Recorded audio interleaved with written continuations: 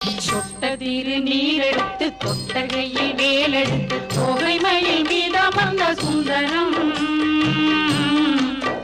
அந்த கட்டழகு கொண்டதொரு கந்தவடி வேலவனை காட்டுவது ஆரெடுத்து மந்திரம். சொட்டத்திரு நீரெடுத்து தொட்டகையில் வேலெடுத்து தொகைமையில் மீதமர்ந்த சுந்தரம் அந்த கட்டழகு கொண்டதொரு கந்தவடி வேலவனை காட்டுவது ஆரெடுத்து மந்திரம்.